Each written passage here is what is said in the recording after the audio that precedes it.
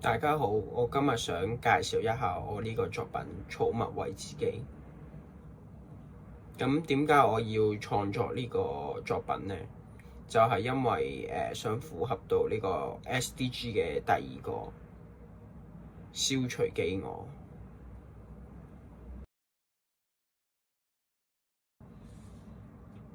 咁而家我哋就睇下 SDG 2終結飢餓又叫消除飢餓嘅5個細嘅指標啦。咁第一個就係普遍獲得安全同埋營養嘅糧食啦，結束一切營養不良啦，咁等等嘅指標，大家亦可以睇下。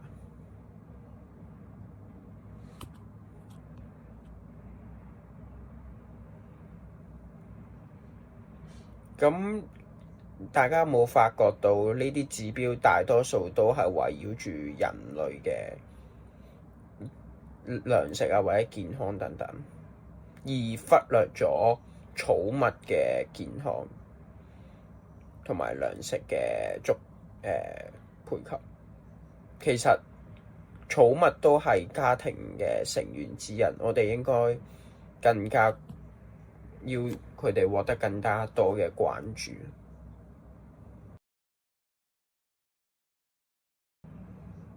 而呢度就有一個例子，就係關於主人出國之後，屋企嘅狗仔就因此咁餓死咗。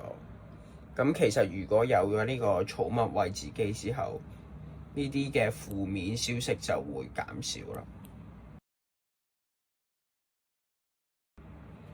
咁香港法例亦提及到啦，忽略餵食都係屬於虐待動物嘅行為。咁有機會會受到刑罰啦，最高嘅刑罰係港幣20萬，同埋監禁3年。